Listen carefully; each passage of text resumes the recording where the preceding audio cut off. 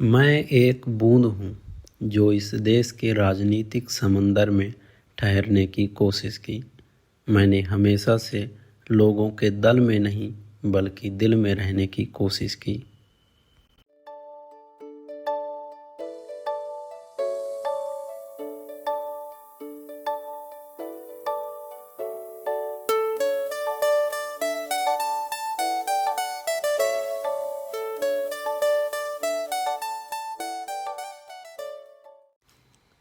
पहाड़ों के उन चोटी के बीच से गुजरती हवा, उससे आती सूरज की रोशनी और वट पत्तों से गिरता वो बूंद बूंद सा पानी जो समय के साथ नदी और बाद में समुद्र का अस्तित्व बनाया। वो बूंद सा पानी अपनी मंजिल तक पहुंचने में कई बार पहाड़ों और झरनों से गिरा, लेकिन फिर भी वह बूंद ही रहा, पर अपने अस्तित्व को नहीं छोड़ा।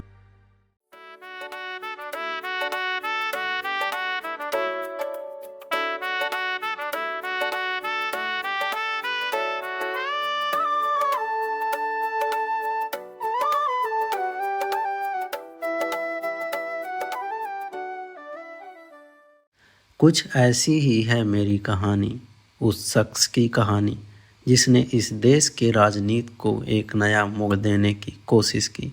उस नेता की कहानी जिसने पक्ष या विपक्ष की संज्ञा को मिटाकर केवल देश की उन्नति पर काम किया।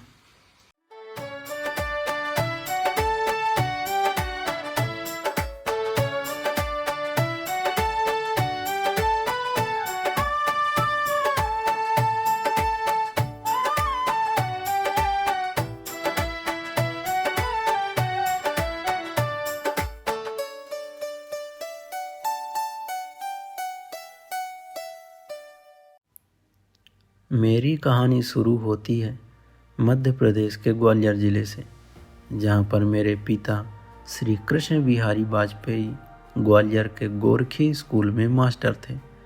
कविता मेरे खून में थी, जो मेरे दादा श्री पंडित श्यामलाल से होकर मुझ पर खत्म हो गई। कविता की प्रेरणा मुझे मेरे पिता से मिली, लेकिन उसे असली धार मेरे दादाजी से मिली। कविता मेरे रूह पर समा सी गई। कविता को गहराई से सीखने की ललक ने मुझे मेरे पैतृक गांव बटेश्वर खींच लाई, जहां मेरे दादाजी कथा वाचन करते थे और मैं उन्हीं से कविता सीखता था। मेरा बचपन दादाजी के साथ व्यतीत हो रहा था। मुझे कबड्डी खेलने का बहुत शौक था, इसलिए मैं यमुना पार करके दोस्तों के साथ कबड्डी खेलता, नहाता और पास मंदिर में पूजा करता।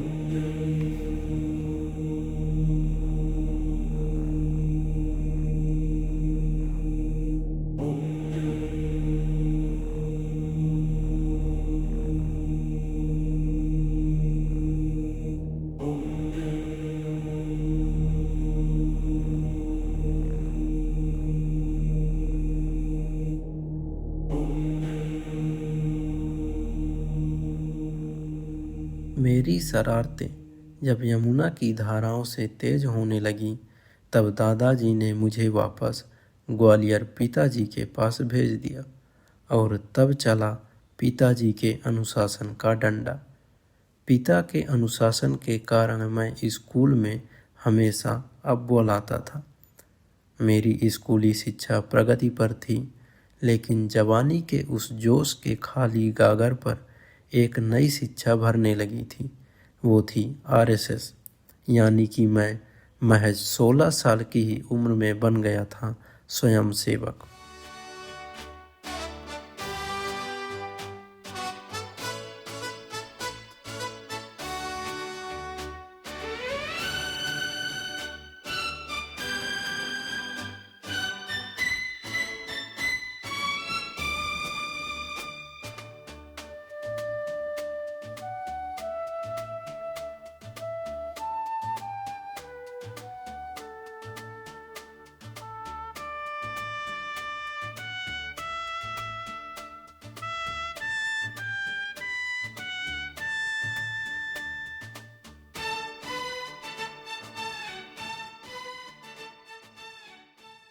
उसी समय मैंने नई कविता लिखी थी, हिंदू तन मन हिंदू जीवन, रग रग हिंदू मेरा परिचय।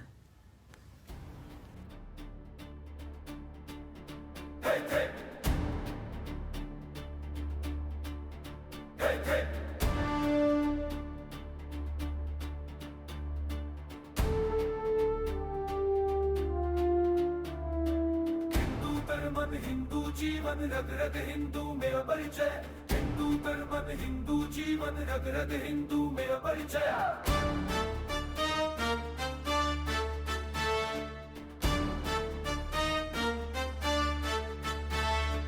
हिंदू कर्मन हिंदू जीवन रग रग हिंदू मेरा परिचय, हिंदू कर्मन हिंदू जीवन रग रग हिंदू मेरा परिचय है शंकर का वो गोदानल का।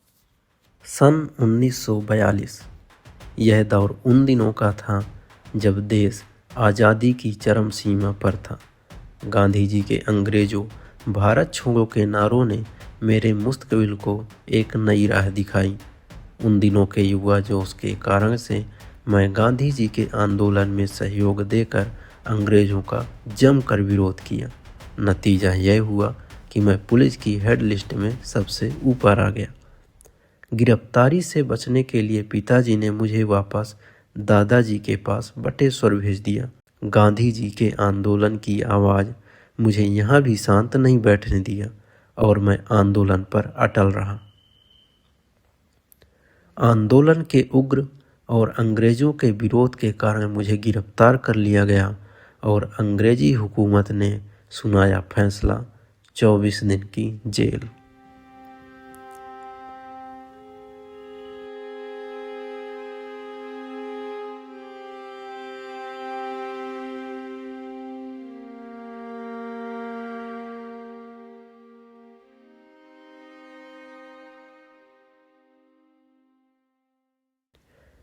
पानी की वे बूंदें जो अब नदी का रूप ले रही थीं, अचानक पत्थरों के टीलों ने रास्ते का रोगा बन गए।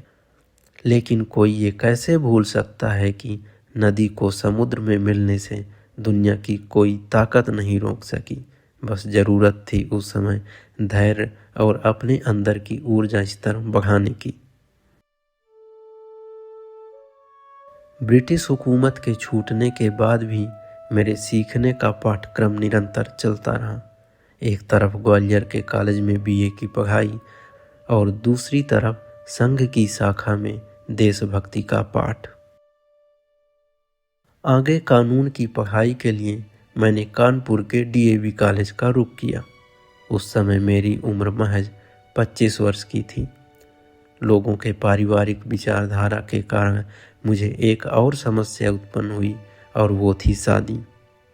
यह समस्या कोई बाहरी समस्या नहीं थी, यह थी मेरी गुजरते उम्र की। घर के बड़े हमेशा बोलते थे, लेकिन मैं उनसे कहता, देश के लिए जीना चाहता हूँ, किसी और के लिए नहीं। लिहाजा मैंने एक अटल फैसला लिया और वो था शादी न करने का फैसला। मेरे अंदर देशभक्ति थी और उसके पीछे अपूर्व प्रेम, लेकिन उस प्रेम के पीछे अपने परिवार के प्रति भी प्रेम था। मैं कुछ समय निकालकर अपने परिवार वालों से मिलने के लिए ग्वालियर हमेशा जाता रहता।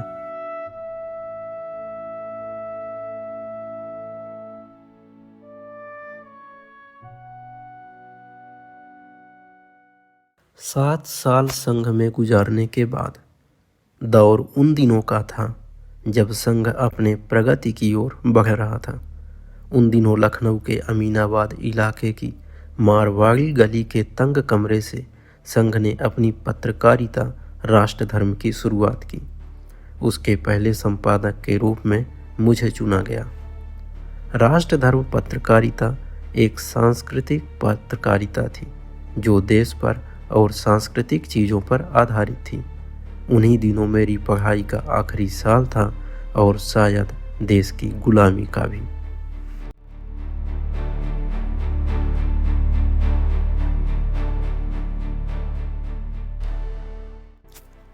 पत्रकारिता को देश में फैलाने और बढ़ाने के लिए संघ ने मुझ पर और पंडित दीनदयाल उपाध्याय जी पर एक जिम्मेदारी रख दी। राष्ट्र धर्म की बढ़ती लोकप्रियता के कारण संघ ने एक और साप्ताहिक पत्रकारिता निकालना शुरू किया। वो थी पांचजन्य, जो देश की राजनीति पर आधारित होती थी। उस पत्रकारिता पर अधिकतर लेख मेरे और पंडित दीनदयाल जी के लिखे होते।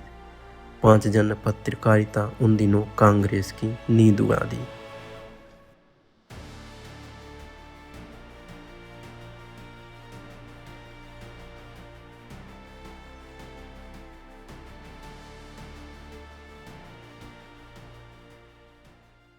दौर था 1948 का, जब पांचजन्य अपनी विचारधारा के साथ आकाश की ऊंचाइयों को छू रहा था। लेकिन फिर आया वो दिन जब देश और संघ दोनों के लिए अंधेरा सा छा गया, जब गांधी जी की हत्या हो गई।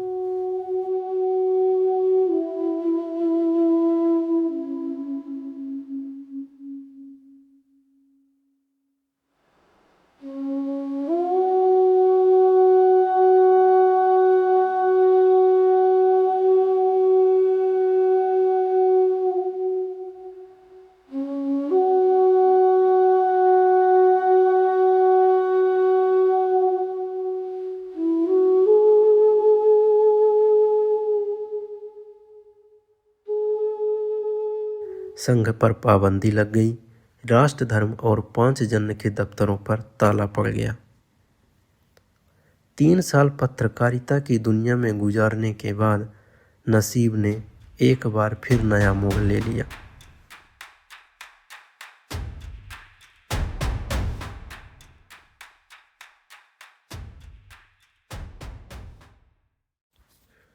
देश की वर्तमान स्थिति और स्वर्णिम भविष्य बनाने के लिए एक नए मंजिल की तलाश में निकल पड़े। दौर उन दिनों का था जब आज़ाद देश राजनीति में अपने को ढाल रहा था।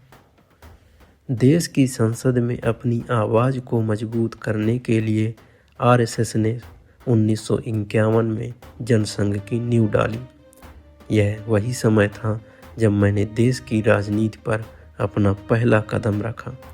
मेरी देशभक्ति और लोगों का प्यार ने लखनऊ से दिल्ली ले आया।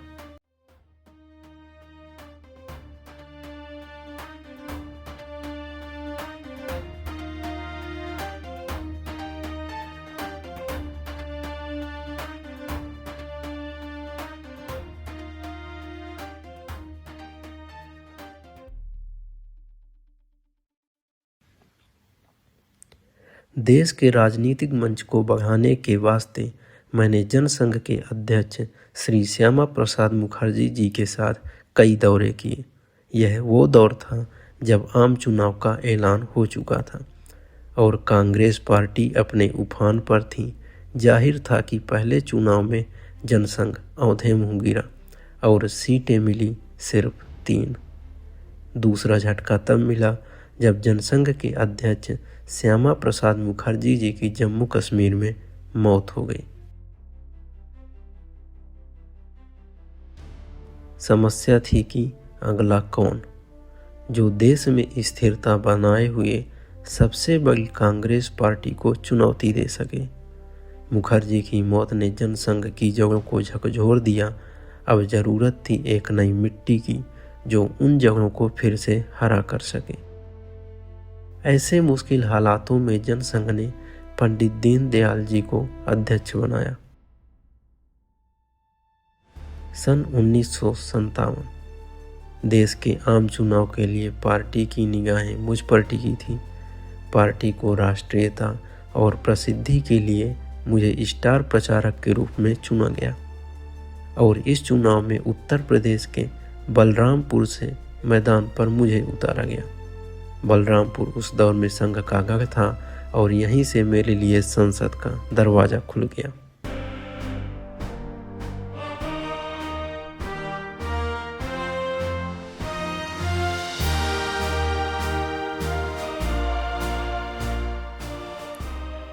मैंने संसद में अपना पहला भाषण दिया। उस भाषण से देश के तत्कालीन प्रधानमंत्री नेहरू जी ने आकर संसद में मेरी पीठ थपथपाई और बोले, आप बहुत अच्छा बोलते हो, पर यह लोगों का जनमंच नहीं, यह संसद है, तैयारी करके आया करो। मैंने उनकी बातों पर अमल करा। वो मुझे देश के संविधान का संस्कार सिखाए, शायद मुझे नहीं पता था। मैं लोगों से कहना चाहूँगा, इस देश को किसी पक्ष या विपक्ष की ज़रूरत नहीं है। ज़रूरत है सही लोगों की, चाहे वह पक्ष में हो या विपक्ष में। हमें देश के विकास और उन्नति पर विचार करके उसका समर्थन करना चाहिए।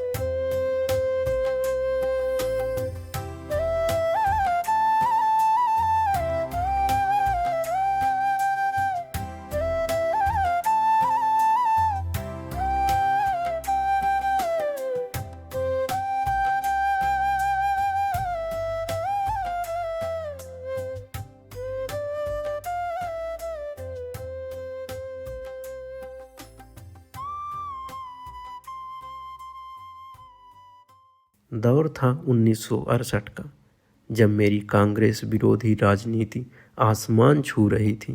तभी पार्टी पर वज्रपात हुआ जब जनसंघ अध्यक्ष पंडित दीनदयाल उपाध्याय जी की रहस्यमयी तरीके से मौत हो गई। उनकी मौत मेरे अंतर्मन को झकझोर के रख दिया। वे महज मेरे गुरु ही नहीं बल्कि जनसंघ की रीढ़ थे। उस समय मैं बहुत अकेला पड़ गया, मानो नदी के बहते पानी ने अपने नीचे की जमीन ही खो दी। पर पानी को स्थिरता कहाँ, बस उसे तो चलना ही है।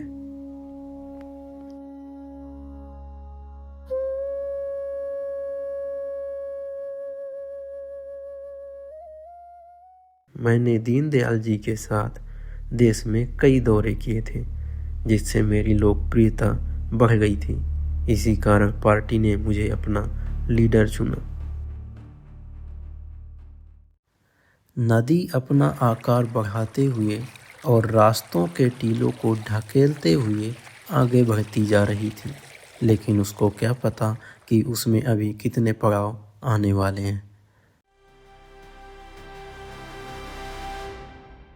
बहती हुई टेढ़ी मेढ़ी नदी अचानक झरना बनकर जमीन पर गिर गई।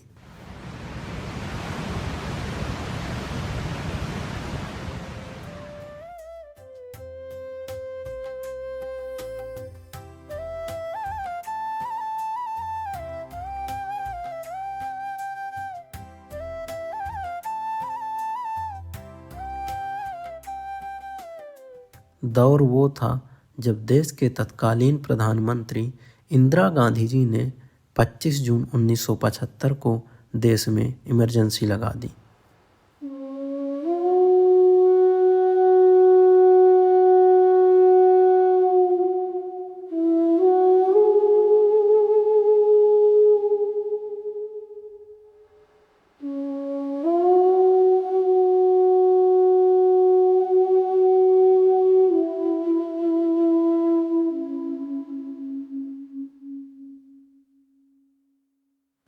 सारे राजनीतिक पार्टियों के दफ्तर सील कर दिए गए, नेताओं को जेल में डाल दिया गया।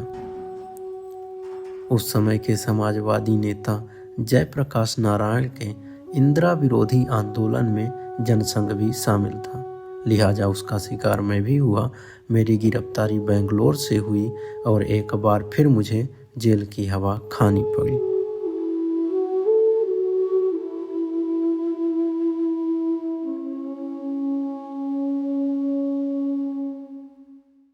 एक तरफ जनसंघ बंद तो दूसरी तरफ जनसंघ का दफ्तर बंद। जेल की चार दीवारी और परिवार से अकेले के कारण वक्त था कि कटता नहीं था, लेकिन मैंने अपने ऊपर कभी अकेलेपन को हावी नहीं होने दिया। बचपन में दादाजी से सीखे हुए गुण उस चार दीवारी में मेरे साथी बने। किस्मत की मार और जिंदगी की दस्तूरी के बीच जन्म हुआ कैदी कबीर राय। उन अंधेरी रातों में मैंने कई कविताएं लिखी, बस इंतजार था तो उजियारे दिन की।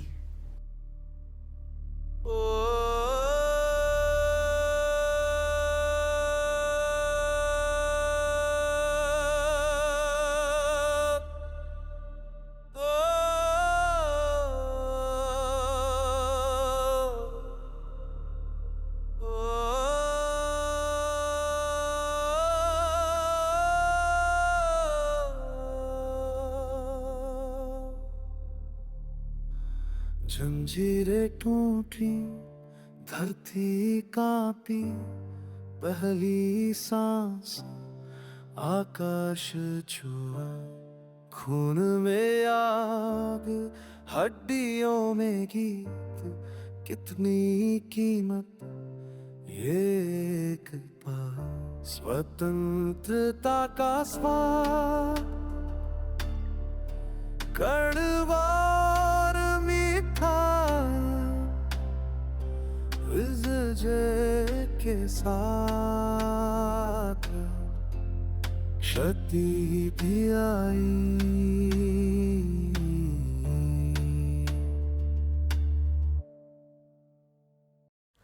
आखिर वो काली रातें गुजर गईं, इमरजेंसी हटा दी गई और देश में चुनाव का सूरज चमक उठा।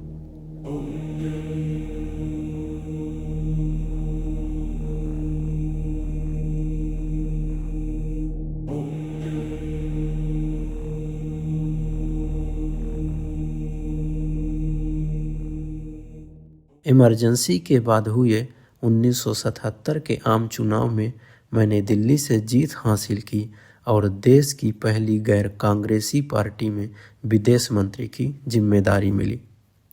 विदेश मंत्री के नाते मैंने जब अपना भाषण हिंदी में यूनाइटेड नेशन में दिया तो उसकी गूंज पूरी दुनिया में गूंजी। लेकिन मोरारजी देसाई की सरकार जल्द ही दोहरी सदस्यता के मुद्दे पर बिखर गई।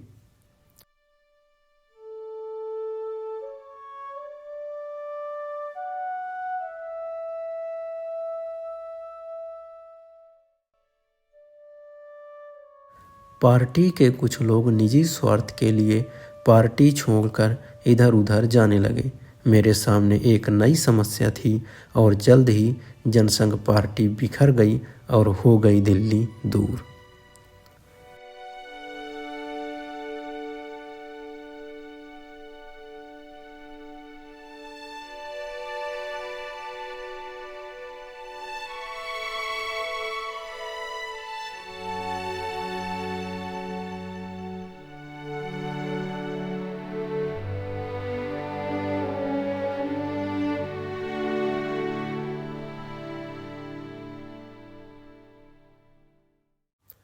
जनसंघ पार्टी और राष्ट्रीय स्वयंसेवक पर सवाल उठने लगे। इन्हीं सवालों और बवालों के बीच जनसंघ की दीवारें ढह गईं और राजनीतिक मलबे में दब गईं, मानो नदी ने अपना उद्गम स्थल ही खो दिया।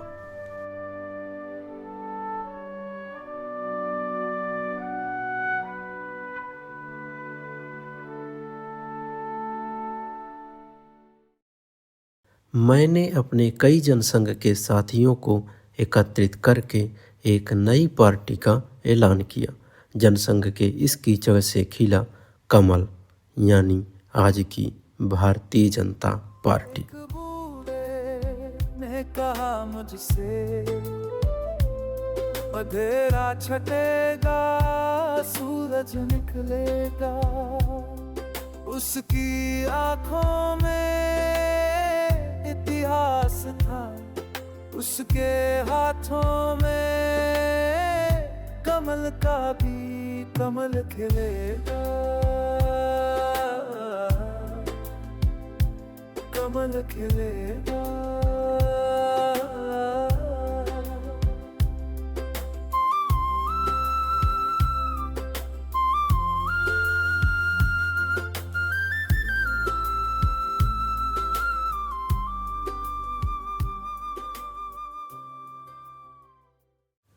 26 साल से बह रही नदी ने एक नया अपना उद्गम स्थल खोज लिया। इसका बहाव इतना तेज मानो सामने कुछ है ही नहीं। बीजेपी को कुछ ही दिनों में अपनी अलग पहचान मिली और लोकप्रियता भी, लेकिन उस कमल को असली रंग देने का काम श्री लाल कृष्ण आडवाणी जी ने किया। 1986 में जब आडवाणी जी ने बीजेपी की कमान संभाली तो गुलाबी कमल भगवा हो गया।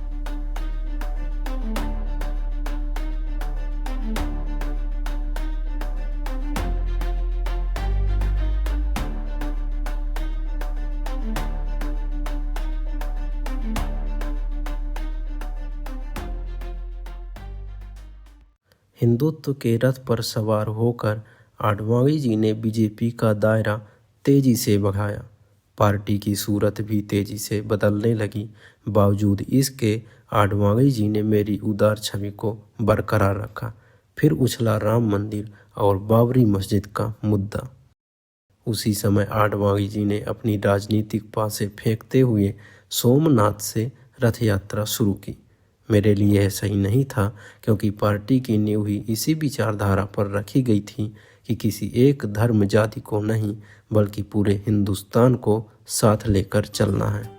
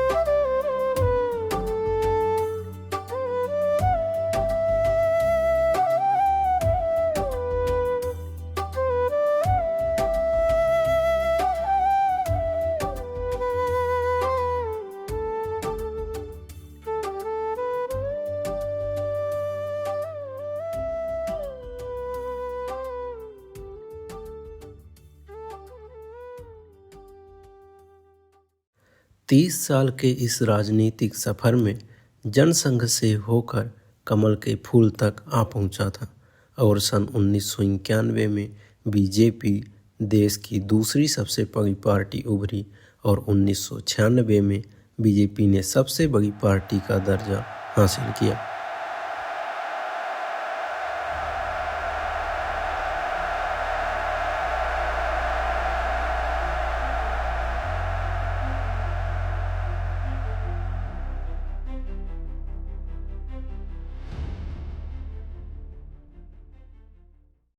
तत्कालीन राष्ट्रपति ने सबसे बड़े पार्टी के रूप में मुझे सरकार बनाने का आमंत्रण दिया और फिर देश की जिम्मेदारी मेरे हाथ आई। महज 13 दिन में ही जोड़ तोड़ की सरकार गिर गई।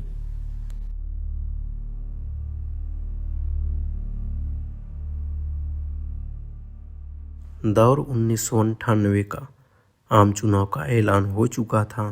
परिणाम स्वरूप एक बार फिर त्रिशंकु संसद बनी, जिसमें फिर से कोई भी दल या गठबंधन बहुमत हासिल नहीं कर सका। हालांकि तेलुगु देशम पार्टी के बाहरी समर्थन से एनडीए के नेतृत्व में गठबंधन की सरकार बनाने में सफल रहा। 543 सांसदों में से 272 के समर्थन से प्रधानमंत्री के रूप में फिर से एक बार शपथ ली।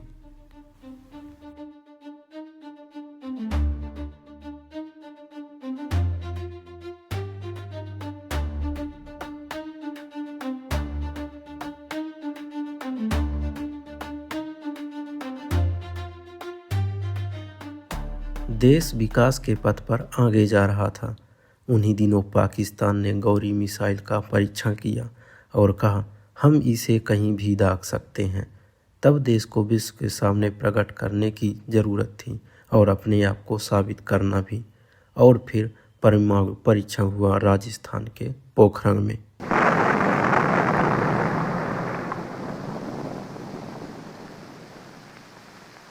यह परीक्षण मेरे लिए एक बड़ा फैसला था, पर शायद इसी बड़े फैसले के पीछे छुपी थी बड़ी कामयाबी। परमाणु परीक्षण से विदेशियों के कान खड़े हो गए और पाकिस्तान चौंक उठा। लेकिन मेरे लिए युद्ध कोई समाधान नहीं था। देश विकास की पथ पर गतिमान था। मैं नहीं चाहता था इस पर कोई संकट आए। मैंने अपनी जंग न होने देंगे की कविता के माध्यम से पाकिस्तान से दोस्ती का हाथ बढ़ाया। पाकिस्तान के तत्कालीन प्रधानमंत्री नवाज शरीफ जी भर गले मिले, पर शरीफ के दूसरे हाथ में कुछ और था। नतीजा कारगिल युद्ध।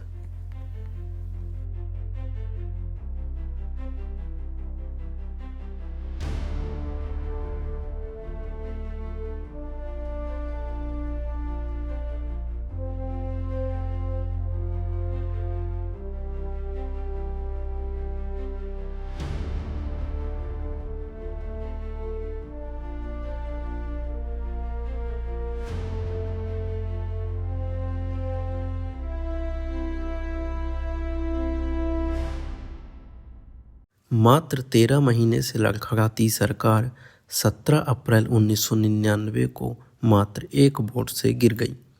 मैंने कार्यवाहक प्रधानमंत्री के रूप में ऑपरेशन विजय की घोषणा की, जहां भारतीय सेना ने पाकिस्तान का डटकर सामना किया और भारत को विजय दिलाई।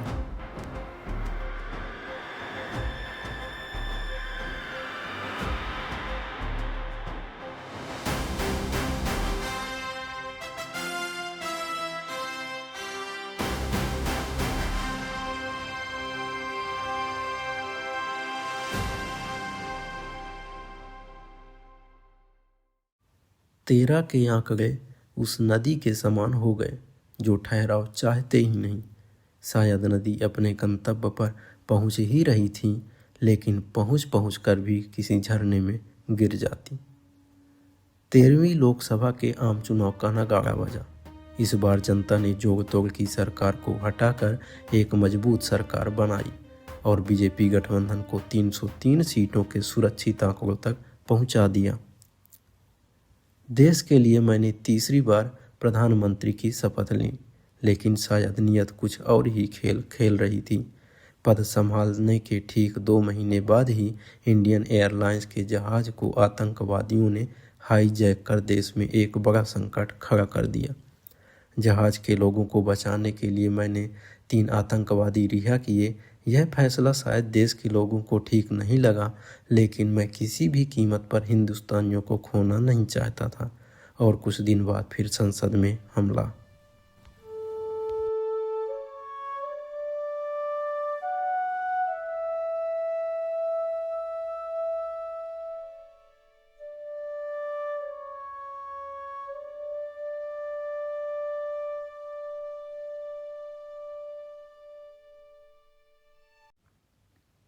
देश के हित में संसद ने एक कठोर आतंकवादी विरोधी कानून पास किया। नाम था POTA, means prevention of terrorism act. देश विकास की पथ पर फिर से दौड़ने लगा, जिसकी रूपरेखा बड़े पैमाने पर तैयार किया गया। देश के बड़े शहरों के स्वर्णिम चतुर्भुज परियोजना, जो देश के 4 प्रमुख महानगरों दिल्ली, मुंबई, चेन्नई और कोलकाता को आपस में जोड़ा गया। यह परियोजना भारत के प्रमुख औद्योगिक, कृषि और सांस्कृतिक केंद्रों को जोड़ने के साथ साथ व्यापार और आर्थिक विकास को बढ़ावा देने लगी, जिसकी कुल लंबाई 5,846 किलोमीटर नापी गई। जो दुनिया के सबसे लंबे राजमार्गों में से एक हुआ। साथ ही प्रधानमंत्री ग्राम सड़क योजना के तहत देश में हर गांव को शहरों से जोड़ा गया, जिसमें देश की विकास की गति और बढ़ी।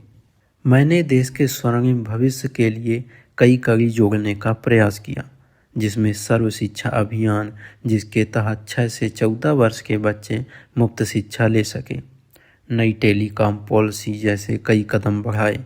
मैंने राष्ट्रहित को सर्वोपरि रखा और एक ऐसे भारत का सपना देखा जो विकसित, समृद्ध और सभी चुनौतियों का सामना करने में सक्षम हो।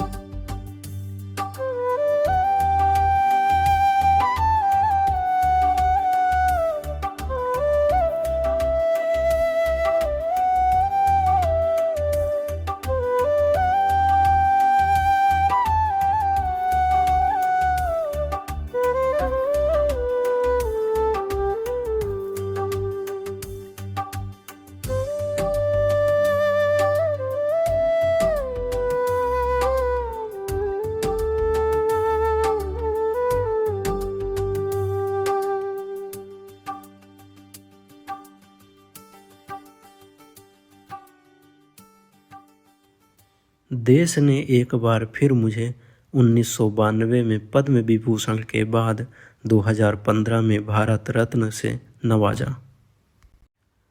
3 दशक से ज़्यादा राजनीति में रहने के बाद देश की राजनीति को एक नया आयाम और नए विचार देने की कोशिश की। मेरी कविताएं मेरे दिल में थीं और मैं उन्हीं में जीने लगा।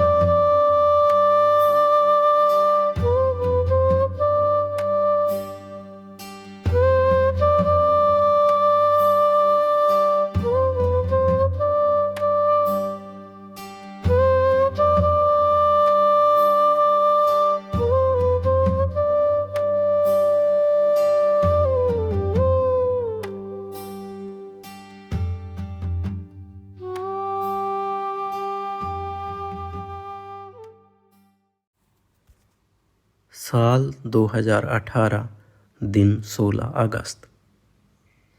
चारों तरफ डॉक्टरों की टोली जो नदी को समुद्र से मिलने से रोक रही थी, लेकिन वो रुकती कहाँ, ठहराव जो उसकी प्रवृत्ति ही नहीं। नदी अपने गंतव्य पर पहुंचकर कल कल करती समुद्र में मिल गई और मैं इस जहां में।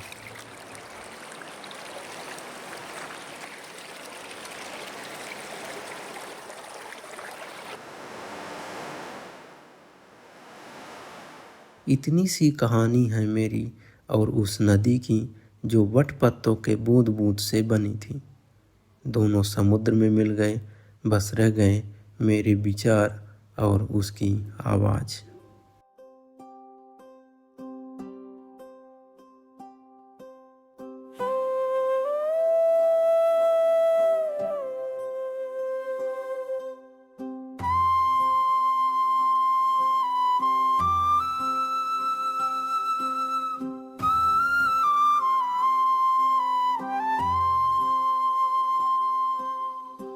पत्थर में जो इतिहास खुदा है,